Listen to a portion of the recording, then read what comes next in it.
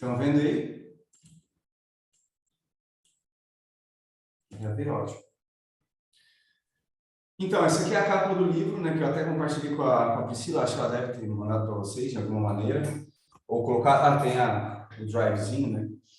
E esse aqui é um dos livros mais recentes que tem desse Fred Lutanski, que ele, lá nos Estados Unidos é meio diferente, né? O pessoal pode se graduar numa área e depois fazer o doutoramento em uma área totalmente diferente. E ele é da administração, e como lá quase tudo vira business, né? Então, ele lá no começo do próprio movimento da psicologia positiva, já preocupado em utilizar as evidências que já tinham sido angariadas até então, para visar performance, né, no setting organizacional. E ele veio com esse termo, que na verdade é um construto, né? O que significa? Que ela é construída de 4 variáveis. A gente vai ver a primeira, que é o senso de eficácia. Em outras palavras, confiança. Então, vamos conceitualizar, né, como boa ciência, a gente primeiro tem que saber descrever, definir o que é o objeto de estudo. Então, é o componente, talvez, dos 4 que compõem o PsyCap, o mais estudado e que, como falei, né, é a pura e simples aplicação do conhecimento, da ciência do comportamento e cognição humana, visando a performance e o lucro no setting organizacional. Aqui eu coloquei dessa forma imagética para sugerir mesmo que ela é um construto, como eu já disse. Então, elas são retroalimentadoras, né? Uma vai, de alguma maneira, influenciar a outra. E, no meu ver, quando eu comecei a estudar, e de fato no próprio livro, né, eles põem nessa ordem, primeiro a autoeficácia, que é... esse eu já vou explicar com mais detalhes, mas esses aqui são 4 critérios principais e a eficácia é a que melhor se enquadra dos 4, né? Porque é baseada em teoria e pesquisa científica, ela tem a característica de um estado psicológico, assim como as outras, assim como a esperança, otimismo e resiliência tem, mas, por exemplo, a esperança é uma força de caráter, é um traço. O otimismo também pode ser, tem os 2 tipos, a gente vai ver no próximo encontro. E resiliência também é uma série de estratégias cognitivo-afetivo-comportamentais que envolvem essas 3 outras variáveis anteriores. Então, esse é o grande diferencial da autoeficácia. Ela é a que mais se assemelha a um estado psicológico, portanto, é aberto ao desenvolvimento, que é o terceiro critério, e, claro, que é o objetivo final, impacta positivamente no desempenho dos colaboradores, enfim, em todos os níveis dos business. O que é, afinal? O Albert Bandura, ele até faleceu há pouco tempo, e ele é, se eu não me engano, o psicólogo mais citado da história. E a teoria dele é de 86, já bem antiga, mas ela foi de novo validada e revalidada. E essa é a conceitualização do Lutáns, né, com base nos vários estudos do Bandura. É a crença, resumindo, é o senso de competência que a gente tem. É o quanto a gente se sente no domínio, no controle de uma tarefa ou habilidade específica. Tá? Resumindo tudo o que eu botei no slide, e tem mais elaborado no resumo, depois eu repasso para vocês.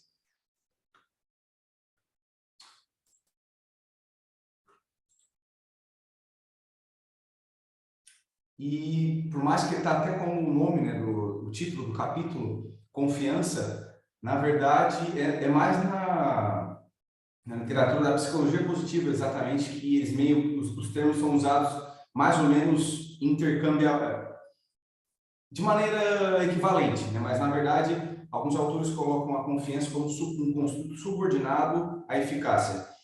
E como o próprio conceito dela que a gente viu no slide anterior, ela é específica na tarefa, na habilidade e no contexto em que ela é utilizada. Mas existe também algum certo nível de generabilidade, que é o que a gente vai ver mais para frente, que é uma das coisas que mais interessam no meu ver, que como um outro encontro foi sobre a TCC positiva, a técnica que a autora criou, que é a transferência de competência. O que nada mais é do que isso, é a gente investigar com o cliente, aí no setting clínico, claro, quais são as forças, os recursos internos que ele tem e externos, e como ele poderia usar de uma maneira diferente da que ele vem usando, ou com mais frequência, enfim. Então, só para a gente especificar os termos. A eficácia tem a ver com uma tarefa específica, num contexto específico, mas existe algum nível de generabilidade, vamos dizer assim.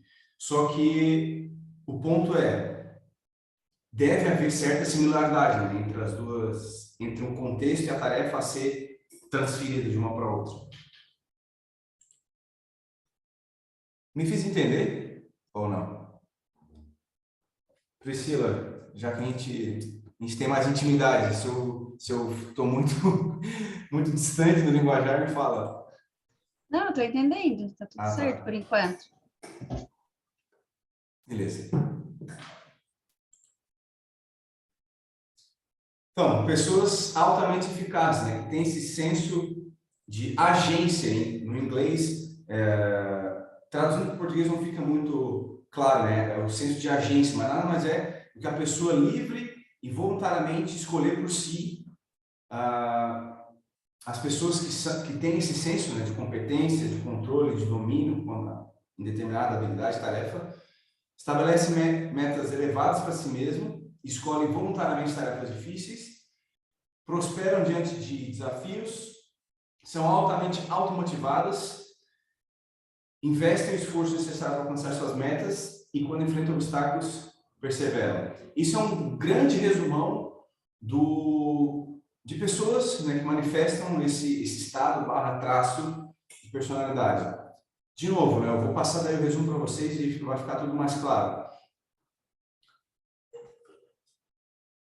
E só um detalhe, não menos importante, mas isso considerando pelo menos esses 5 pontos, já fica claro o quão importante é a gente investir tanto no setting organizacional como clínico, né, nesse construto.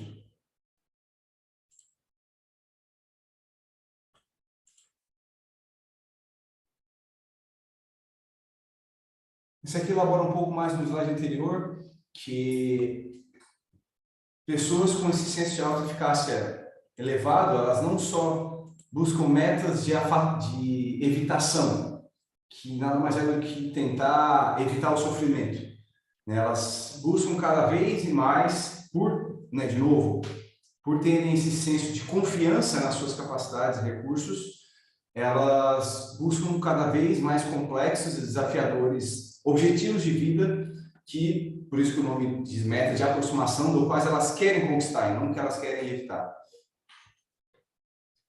E a dúvida pessoal, o ceticismo, o que normalmente abalaria os seres humanos comuns, não, na verdade, fazem até as pessoas que têm essa eficácia prosperarem nas dificuldades.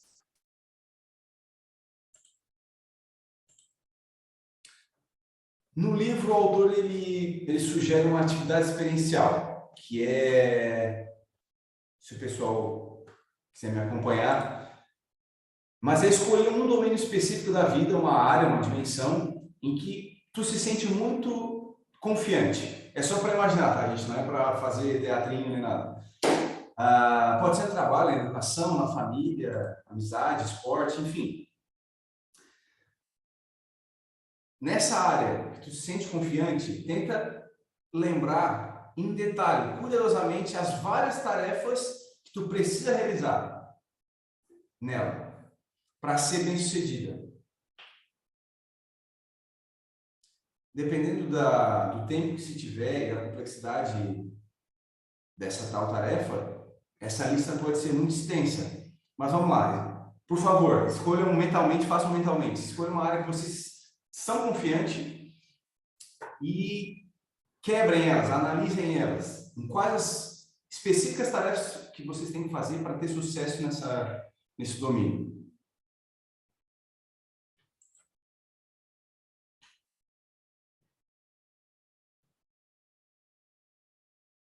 Por exemplo, para ser uma boa psicoterapeuta, o que especificamente eu tenho que fazer? Eu tenho que ter uma atenção focada, eu tenho que ser empático. Para ser empático, o que eu tenho que fazer? Quais são as estratégias cognitivas e comportamentais que eu uso? Dessas, qual é a principal? Qual é a principal que tu, às vezes é a base para as outras que leva a esse sucesso? É uma atividade difícil, às vezes é o que a gente faz com os clientes, né, em psicoterapia, botar eles a reflexionar sobre, às vezes, coisas que eles fazem no automatismo, né? Eles já têm como senso de eu e por isso, inclusive, se sentem competentes, né? Porque já fazem parte do ser da pessoa. Agora, tentar pensar diferente. Uma área em que tu gostaria de melhorar ou que está fora da tua zona de conforto, que faz parte dos teus valores, dos teus sonhos.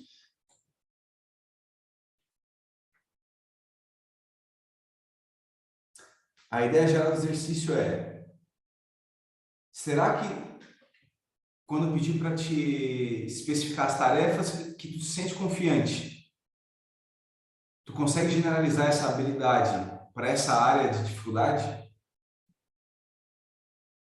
Se não, o que teria que fazer para conseguir transferir essa competência de um domínio para o outro?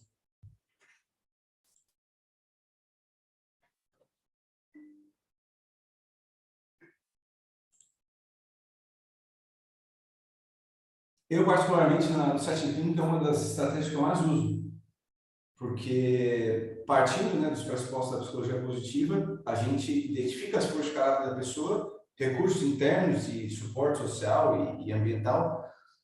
Então, a gente parte dos objetivos psicoterapêuticos do que a pessoa já é boa, né? Quais são os traços de personalidade que ela já tem, quais são os valores que ela tem, quais são os interesses que ela tem, e buscando, claro, a sinergia entre esses recursos e forças e essa transferabilidade, essa generabilidade de um domínio que ela já tem um domínio, já tem um controle, esse senso de competência, para uma que ela talvez seja o motivo pela qual ela busca psicoterapia. Bom, bem, de novo, sucintamente, porque a gente tem pouco tempo, quais são as 5 descobertas principais? Ela é específica, né? Ou seja, como eu já falei, é sempre em relação a uma tarefa, uma habilidade específica que tu tenha usado num contexto específico, mas, como eu também já disse, é possível sim essa certa difusão entre outras áreas em que tu queira melhorar ou precise melhorar de acordo com os teus objetivos de vida. Surge da prática e proficiência. No inglês ele usa o termo mastery, aí de master mesmo, de mestre, mas eu acho que eu traduzi para proficiência. Eu acho que é mais ou menos essa a ideia, de que a ideia é que seja desenvolvível, né? É passível de que a gente melhore. E normalmente as áreas do qual a gente não é muito bom são exatamente as áreas que a gente tem alguma crença limitante ou então busca evitar porque tem mexe com algum esquema nosso muito primitivo, né, que seja.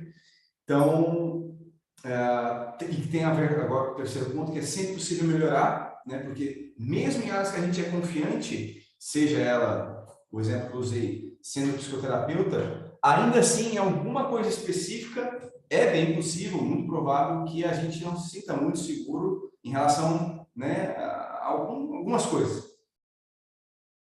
É influenciada por outros no sentido de que um termo que virou até coloquial é a profecia autorrealizante, mas que o termo científico é o efeito Pigmalião. Nada mais é do que a crença dos outros influenciando na nossa eficácia, né? Então, eu acho isso extremamente relevante também. O estudo foi feito especialmente quanto a professores e alunos, aonde, de novo, né, a eficácia é a nossa crença quanto às nossas capacidades e o quanto a gente, em razão dessa crença, / convicção nelas, o quanto a gente tem a expectativa de ter sucesso naquela conquista. E o mesmo é verdade em termos sociais. Quando existem pessoas que confiam a gente ou esperam que a gente desempenhe certa performance ou certo comportamento, a gente tende sim a desempenhar e ser eficaz naquela tarefa. Isso mostra o quão bicho social a gente é, né? Apesar de ter ainda muita influência biológica do nosso lado mais animalesco, a gente ainda assim é muito gregário, depende muito da aprendizagem social, que é sobre o que tudo isso fala, porque o Bandura, o autor, idealizador do termo e etc., ele era um psicólogo social cognitivista, então faz todo sentido, né? A gente vai ver mais para frente como desenvolver isso, tem tudo a ver com o social. E é variável porque tem muitas... depende de muita coisa, em português, claro. Depende do nosso estado fisiológico, da nossa saúde, da quantidade de estresse que a gente passa, do bem-estar emocional. E, claro, também de suporte social que a gente tenha, de fatores econômicos numa empresa, se for o caso, e assim por diante. Agora, o lado mais nerd que eu gosto. Quais são os processos cognitivos que suportam, que dão apoio para esse construto da eficácia?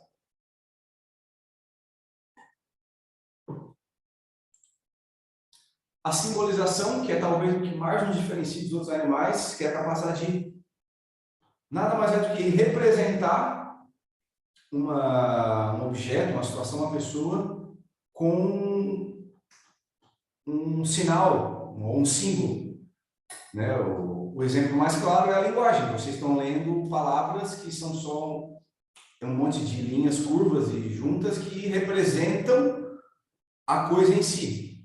Então, seria criar, né, essa representação mental, porque quase nunca os nossos pensamentos, ou espontâneos ou voluntários, são detalhados, né? Eles têm minúcias. E às vezes nem precisa ser, né? Um exemplo que eu gosto de usar também é o escudo de time de futebol. Um escudo representa toda uma quantidade de títulos que foram ganhados, o time em si, que são diversos jogadores, diretoria, enfim. E essa é a nossa capacidade de simbolizar, representar mentalmente o objetivo que se quer ser conquistado, as ações específicas futuras. Previsão também é uma das capacidades mais humanas que existem, né? Até então, não se sabe dos outros animais se tem ou não essa capacidade de prospectar, de usar das representações mentais para elaborar um futuro possível e provável.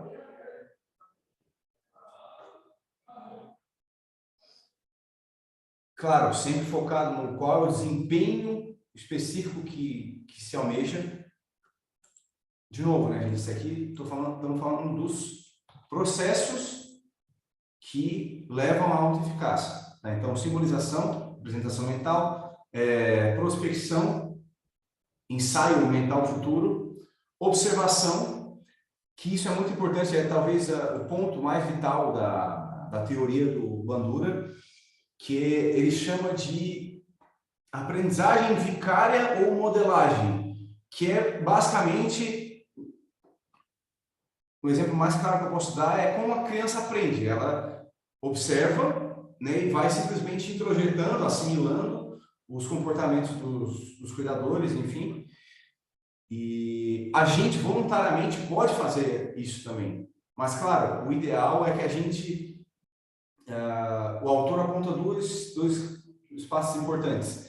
É que sejam pessoas que a gente admire ou tenha alguma similaridade e que a gente entenda qual é a lógica subjacente, quais são as posições, quais são as crenças internas que essa pessoa usa para ter esse desempenho objetivo comportamental que se almeja ter, para, de novo, né, para modelar o comportamento que gera essas consequências favoráveis que se está tentando reproduzir em si mesmo, claro.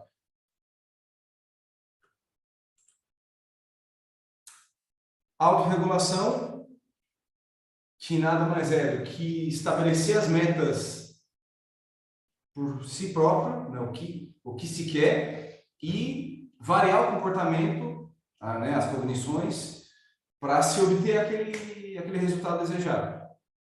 E, claro, para isso, precisa estar autoconsciente e em constante autoavaliação do estado atual em relação ao estado desejado e estar o suficientemente flexível para adotar as medidas necessárias para atingir, né, aquela meta. E, por fim, o último processo que facilita a eficácia é a autorreflexão. Depois de todos os outros listados, claro, parar para reflexionar, né, porque quem reflete é espelho, reflexionar sobre as falhas passadas, né, as derrotas e os sucessos também. E, claro, extrair as lições, de novo, específicas, uma palavra que aparece muito na literatura, de ser claro e específico no o que eu fiz de errado, né, tá ciente dos feedbacks que acontecem, claro, para evitar de novo de errar dessa mesma maneira e reproduzir, né, fazer de novo o que deu certo. É um tanto óbvio, mas é um passo também que a gente normalmente não faz e que, de novo, no setting terapêutico é o que a gente costuma fazer. Mas, reforçando, isso tudo é literatura aplicada nas organizações.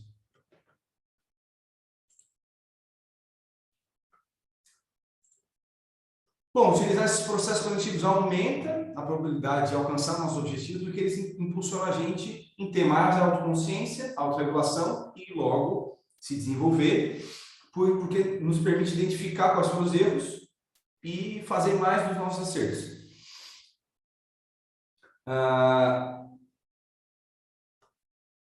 Aqui eu botei bem resumido que a eficácia gera sucesso, sucesso gera eficácia. É uma espiral crescente de positividade, se a gente quiser chamar assim, mas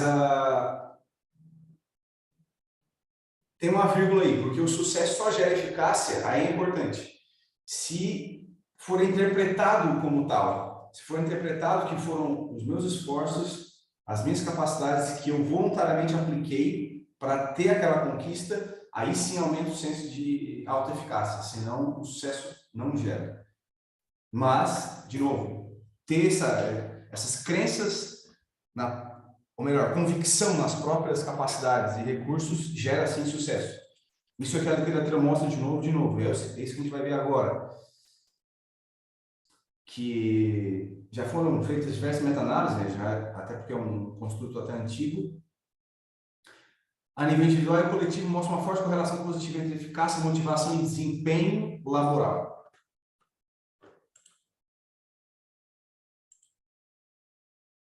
Aqui são vários pontos no quais a eficácia se mostrou melhor. Essas são técnicas de desenvolvimento organizacional que a eficácia simplesmente é melhor. Aqui eu botei só as citações, as referências, eu confesso que não teve slide para elas, mas está no capítulo do livro que eu compartilhei.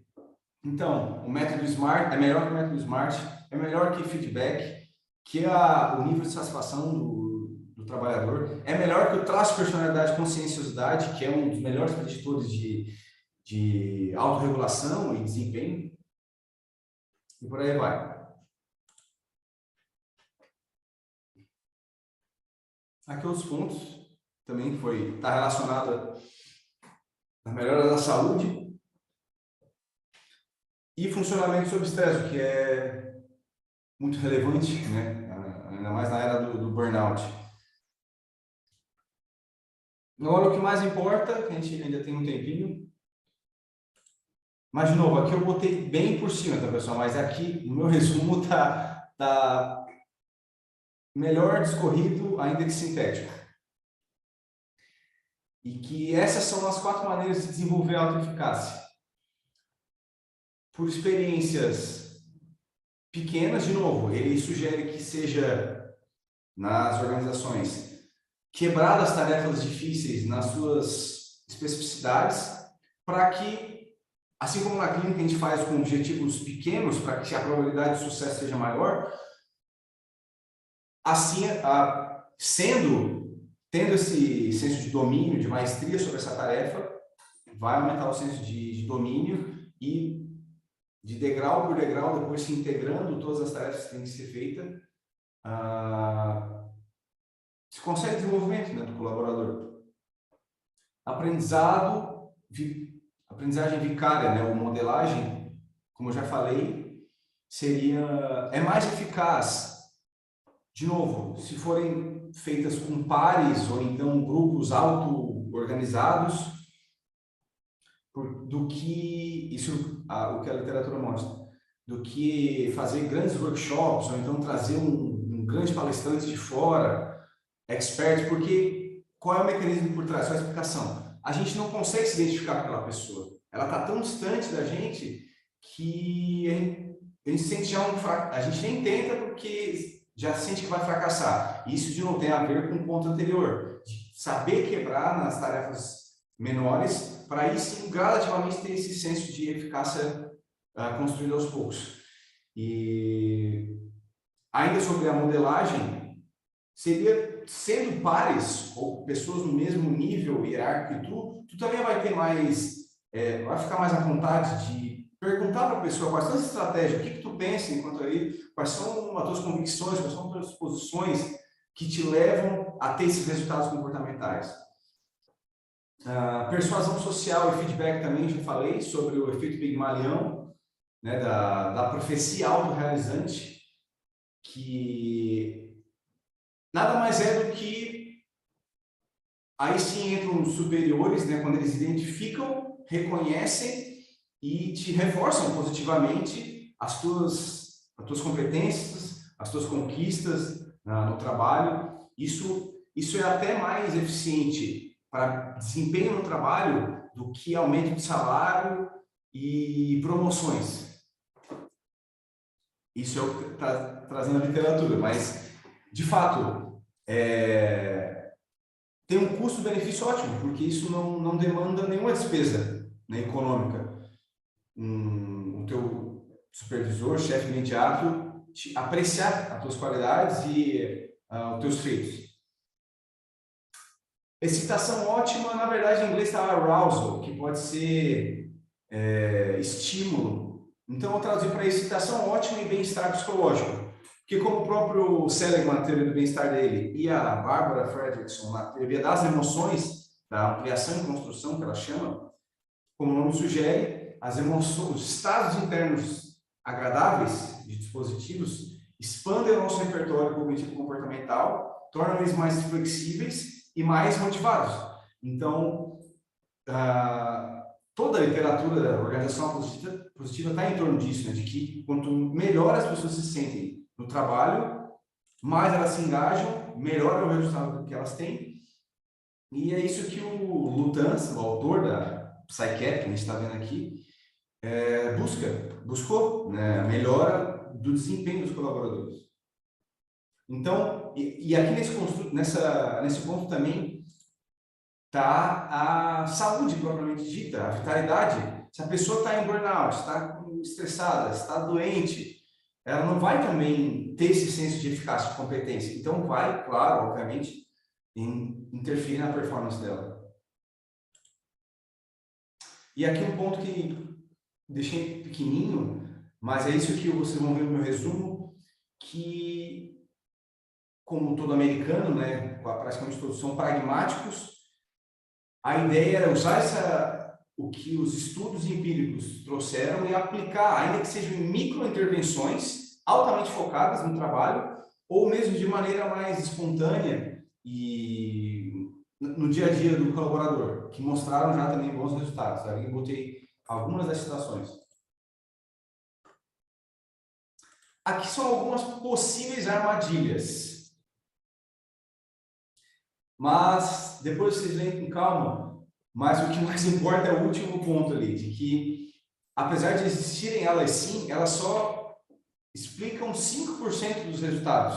Então, o próprio Bandura conclui que é muito mais vantajoso usar sim de intervenções focadas na melhora da autoeficácia do colaborador, porque as chances de darem esses erros aqui, essas armadilhas, é muito baixa. E as organizações já são muito carentes nesses pontos para melhorar o senso de competência e as crenças nas próprias capacidades do colaborador.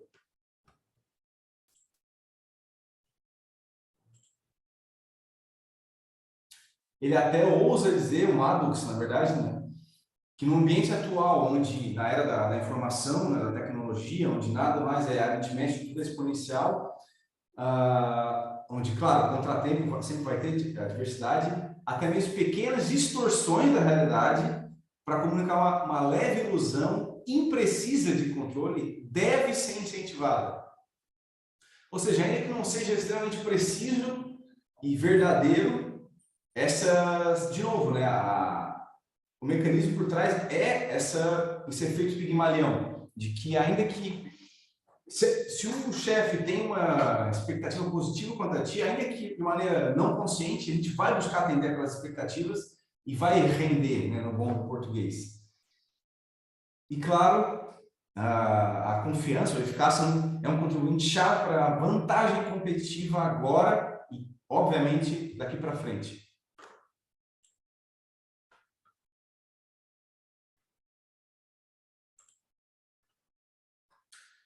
Tentando resumir tudo que eu falei, o que faz, então, a eficácia? Ela motiva a escolher e acolher desafios e a usar nossos pontos fortes e habilidades para enfrentar e até se destacar com excelência nesses desafios. Encoraja e energiza a perseguir seus objetivos, investir o tempo e trabalho árduo. Eu acho que esse é o ponto mais importante. Porque se a pessoa tem a convicção nas próprias capacidades, ela vai, sim, superar as dificuldades e vai tolerar a frustração, o sofrimento, em prol desse sentido, desse objetivo de vida que ela tem. Ajuda a perseverar, quando se depara com obstáculos, e está, sim, como eu já falei no segundo slide, relacionado de uma maneira onde todas têm um feedback entre si, né, com os outros construtos que a gente vai ver nos próximos encontros de esperança, otimismo e resiliência, que formam, né, o PsyCap. E é algo que a gente aprendeu sobre si mesmo, né, na nossa historicidade. E, portanto, é passível de desenvolvimento, né, de alteração. E é um dos, como eu já falei, tentei pelo menos passar essa informação de que é um dos melhores preditores de performance na literatura psicológica aplicada nas organizações. Foi mais rápido do que eu esperava, mas hoje era isso. Alguém com alguma questão que precisa que eu volte? Já tinham visto algo sobre? Acho que não, né? Mas vamos ver mais daqui para frente. E aí, gente?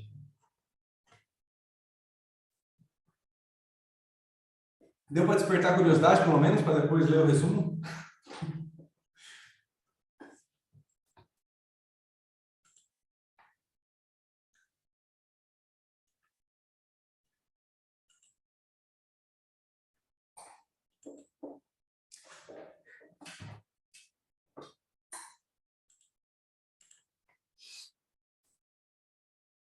Cláudia, deu para entender? Sim, entendi bastante coisa e despertou muita curiosidade para ler o resumo e aprofundar um pouco mais. Tá. Tu é da turma, né? Da pós. Sim. Tá. E turma 23, é isso? O grupo 23. pós e extensão, né? Esse grupo aqui, né? Tá, eu vou compartilhar então aí com vocês. Pós-extensão. Tá, eu vou compartilhar com vocês então o material. Espero ver vocês no próximo encontro, é praticamente daqui a um mês, sobre esperança. Bom, vou compartilhar tanto o slide quanto o resumo. Agora, dar um tempinho para vocês respirar antes da aula também. Mas é isso, gente. Espero que tenham gostado mesmo. E quem quiser mais material, em inglês tem bastante, em português não se tem muito ainda, infelizmente, no Brasil. Mas só me chamar ali no grupo, no privado, né? E vamos conversando, beleza? Tá bom, muito obrigada. Valeu, gente. Professor, da próxima eu participo um pouquinho mais, tá bom? Obrigada. Depois eu Tá assisto bom. na repetição a sua aula. Muito obrigada, tá? Beleza, obrigado também, Marisa. Tá, tchau, tchau. Tchau. Porque eu tenho que avisar a ele. A ele não, é a Luana hoje, né? Vocês permanecem, né? Porque vocês vão ter